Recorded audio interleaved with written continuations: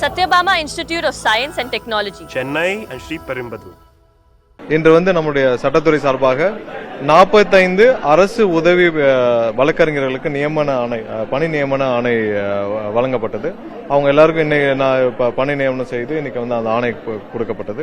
அது இல்லாமல் 5 பேர் பொருளாளர்கள், அந்த கல்லூரிகளுக்கான அரசு கல்லூரிகள், சட்டக்கல்லூரிகளுக்கான பொருளாளர்கள் நியமிக்கப்பட்டு அவங்களுக்கும் பணி நியமன ஆணைகள் வழங்கப்பட்டது. ப்ரொமோஷன்ல அவங்களுக்கு கொடுக்கப்பட்டு நியமன ஆணை வழங்கப்பட்டது.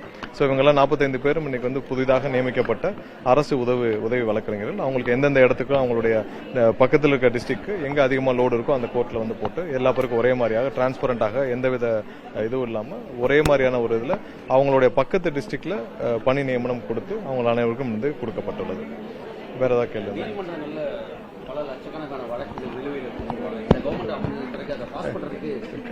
கண்டிப்பா முதல்வருடைய கொள்கையா தான். ஏன்னா எல்லா வழக்குகளும் விரைவாக முடிக்கப்பட்டு அனைத்து வழக்குகளும், அதுவும் முக்கியமாக பெண்கள் சம்பந்தப்பட்ட இதுல மகிழா கோர்ட்ல இருக்கிற வழக்கெல்லாம் விரைவாக முடிக்கப்படணும்னு. ஸோ அதற்கான சாத்தியக்கூறுகள் எல்லாத்தையும் ஆராய்ஞ்சிட்டு இருக்கோம். எங்கெங்கெல்லாம் ஸ்பீடி ட்ரையல், இப்போ கோயம்புத்தூர் அந்த கேஸ்ல வெகு விரைவில் நீதி வழங்கக்கூடிய வகையில் முதல்வர் எங்கள் எல்லாரையும் உத்தரவிட்டிருக்கிறார். ஸோ அதுக்கு என்னென்ன பண்ணணும்னு சொல்லி ஆராய்ஞ்சிட்டு இருக்கோம். இதே போல் அனைத்து கோர்ட்டுகளிலும் தேங்கி கிடக்கும் வழக்குகள் எங்கெங்கெல்லாம் ஊழியர்கள் பற்றாக்குறை இருக்கோ அதெல்லாம் பட்டியலிட்டு எடுத்துட்டு இருக்கோம். ஸோ எங்கெங்கெல்லாம் கோர்ட்டு தேவைப்படுது அதிகப்படியா இன்க்ரீஸ் பண்ணணும். ஸோ தேங்கி கிடக்கும் வழக்குகளை விரைவாக முடிக்க, முக்கியமாக போக்சோ வழக்குகளில் சம்பந்தப்படுபவர்கள் அந்த கோர்ட்டுகளில் விரைவாக நீதி வழங்க வேண்டும் என்பதற்காக முதல்வர் ஆல்ரெடி இதை உத்தரவிட்டிருக்கிறார். ஏன்னா அது எங்களுடைய தேர்தல் வாக்குறுதியிலே இருக்கு. ஸோ அதை நிவர்த்தி செய்யும் முறையில் அது அனைத்து சாத்தியக்கூறும் ஆராய்ந்து விரைவாக எடுக்கப்படும்.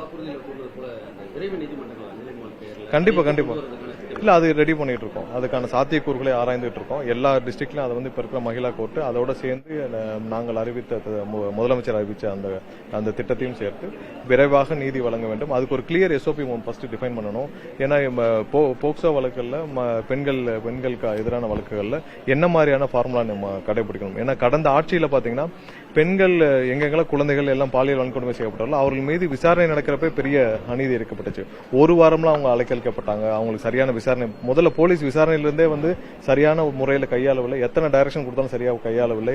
அதுக்கப்புறம் நீதிமன்றங்களே அந்த வழக்கல் எப்படி கையாள வேண்டும் என்று ஒரு கிளியர் ஒரு ப்ரொசீஜர் நம்ம கிரியேட் பண்ண வேண்டும். அது எல்லாரையும் நம்ம சர்க்குலேட் பண்ணிட்டு அதை கிரியேட் பண்ண பிறகுதான் எவ்வளவு வழக்கல் தேங்கி கிடக்குது, அதுக்கு எவ்வளவு தூரம் நம்ம ஊழியர்கள் பற்றாக்குறை இருக்கு அதை சரி பண்ணணும். ஏன்னா ஃபர்ஸ்ட் ப்ரொசீஜர்லாம் நம்ம பண்ணணும். இப்ப கோயம்புத்தூர் கேஸ்ல துரிதமாக செயல்பட்டு அங்க எல்லாருக்கும் என்னென்ன ஒவ்வொரு நாளும் ஒவ்வொரு அப்டேட் நம்ம பண்ணிருக்கோம். ஃபோரன்சிக் இருக்கட்டும், இல்ல DNA டெஸ்டா இருக்கட்டும், இல்ல ஒவ்வொரு அந்த வழக்குல எப்போ சார்ஜ் ஃபைல் பண்ணணும், இல்ல என்ன பண்ணணும், எப்படி கையாளணும்னு சொல்லிட்டு அதுக்கான வழிமுறைகளை ரெடி பண்ணிட்டு இருக்கோம்.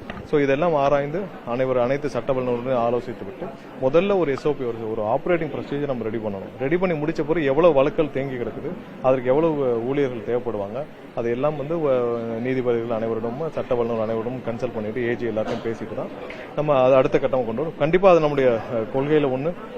எந்த குற்றவாளியும் அதுவும் முக்கியமான போக்சோ குற்றவாளிகள்லாம் விரைவாக தண்டிக்கப்பட வேண்டும். அவர்கள் சுதந்திரமா இருக்கக்கூடாது.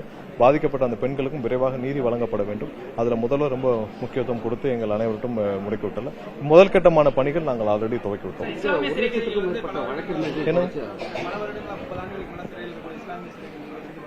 அவங்களுக்கான இப்ப பரோல்ல அவங்கள விடுவிக்கிறதுக்கான பணிகளை நாங்கள் முடுக்கி விட்டுள்ளோம். கண்டிப்பா அவர்களுக்கு அடுத்த கட்டமாக அவர்களுக்கு நிரந்தர ரிலீஃப் என்ன கொடுக்கணுன்றதுக்காக நாங்கள் பேசிட்டு வரோம், சட்டப்பூர்வமா ஆரம்பிச்சுட்டு வரோம். இப்ப பரோல்ல அவங்களுக்கு விடுவிக்கிறதுக்கான வேலைகளை ஆல்ரெடி நாங்கள் துவங்கி விட்டோம். ஏன்னா அவர்கள் இந்த கர்நாடக அரசு சார்பாக அவங்க ஏற்கனவே என்ன சொன்னாங்கன்னா, நாங்கள் பூமி பூஜை நடத்த போறோம். நாங்கள் எந்த பூமி பூஜையும், அதாவது அவங்க ப்ராஜெக்ட் ரிப்போர்ட் மட்டும், டீடைல் ப்ராஜெக்ட் ரிப்போர்ட் மட்டும் தான் ஃபைல் பண்ண சொல்லி உச்சநீதிமன்றம் உத்தரவிட்டிருந்தாங்க. அதை மீறி பூமி பூஜை செய்ய போறேன்னு சொன்னதுனால நம்ம தேசிய பசுமை தீர்ப்பாயத்தில் அதை செய்யக்கூடாதுன்றதுக்காக நம்ம தொடுக்க ஒவ்வொரு கட்டத்திலும் எல்லா கட்டத்திலும் வேற உச்சநீதிமன்றத்திலும் ஒரு சில வழக்கல் தொடுக்க வேண்டியிருக்கு.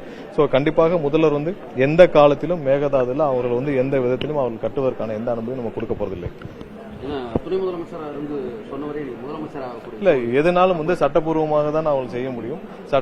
ஆல்ரெடி வந்து இதுக்கு பண்ணக்கூடாதுன்னு சொல்லிட்டாங்க. Project report, detail project report மட்டும் தான் ஃபைல் பண்ண சொல்லியிருக்காங்க. அந்த மீன் டைம்ல அவங்க போயிட்டு வந்து பூமி பூஜை எல்லாம் செய்ய முடியாது. ஸோ அதை செய்து தேவையில்லாமல் ரெண்டு மாநிலங்களுக்கும் சட்டம் ஒழுங்கு பிரச்சனையை கொண்டு வரதுக்கான முயற்சிகளை அவர்கள் செய்கிறார்கள். அரசியல் காரணங்களுக்காக வந்து டி.கே. சிவகுமார் இந்த மாதிரி செய்யறாரு. அது கடுமையான கண்டனங்கள். ரெண்டு மாநிலங்களுக்கும் முதல்ல அமைதி தேவை. ரெண்டு மாநில மக்களுக்குள்ள ஒரு அமைதி தேவை. ரெண்டு மாநில மக்களுக்கும் நிறைய தொழில் உறவுகள் இருக்கு. இவர் தேவையில்லாமல் அரசியல் காரணங்களுக்காக சிவகுமார் இந்த மாதிரி எல்லாம் செய்யறாரு. ஸோ அதை அவர்கள் வந்து தேவையில்லாமல் இந்த மாதிரி சர்ச்சையை கிளப்புறதை நிப்பாட்டிக்கணும். நீதிமன்றங்கள் இருக்கு, ஒவ்வொரு ஸ்டேட்டுக்கும் இன்டர்ஸ்டேட் பாலிசிஸ் இருக்கு. இன்டர்ஸ்டேட் பாலிசியில ரெண்டு மாநிலங்களும் எப்படி செயல்படணும் இருக்கு. அதை மீறி தன்னிச்சையாக ஒரு ஒரு பொறுப்புணர்வு இல்லாமல் செயல்படுவதற்கு கடுமையான கண்டனம். அதை எந்த காலத்திலும் முதல்வர் அனுமதிக்க மாட்டார்.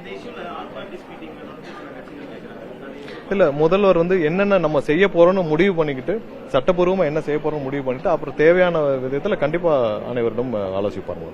தமிழகத்தில் இருக்கக்கூடிய பல வழக்கறிஞர்கள் தமிழ் வழக்காடும் மொழியா உயர்நீதிமன்றத்தில் வேணும்னு பல ஆண்டுகளாக கோரிக்கை. புதிய அரசு அமைந்திருக்கு, அதுக்கான முயற்சி அரசு எல்லாம் டிஸ்கஸ் பண்ணிட்டு, ஏன்னா முதலாவது வந்து வழக்குகள் தேங்கி கிடக்கும் வழக்குகளையும் முடிக்க வேண்டும். அதுக்கப்புறம் என்னென்ன மாதிரியான வழக்குகள் நம்ம விரைவாக வழக்கறிஞர்களுக்கு எப்படி பணியாற்ற வேண்டும் சொல்ல வேண்டும். எல்லா இடத்துலயும் அது ஃபீஸிபிளா இருக்கணும். நீங்க உச்சநீதிமன்றம் போறப்ப, ஹைகோர்ட்ல போறப்ப ஃபீஸிபிளா இருக்கணும். அது எல்லாத்துக்குமான சாத்தியக்கூறல் இருக்கணும். கண்டிப்பா என்னமா இப்போ லோயர் கோர்ட்ஸ்ல இப்ப தமிழ்ல வழக்காடுவதற்கு எந்த தடையும் இல்லை. எல்லா இடத்துலயும் பண்ணிட்டு தான் இருக்காங்க. ஹைகோர்ட்லயும் மட்டும் எல்லா இடத்துலயும் வழக்காடுவதற்கு அவங்க வந்து ஆர்கியூ பண்றதுக்கு இதுவரைக்கும் தமிழ் ஆர்கியூ பண்றதுக்கு எந்த தடையும் இல்லை. ஆல்ரெடி பண்ணிட்டு தான் இருக்காங்க. அது எந்த இஷ்யூ இல்லை. அது வரைக்கும் அதுல கண்டினியூ பண்றது ஒரு விஷயம் இல்லை. தேங்க்யூ.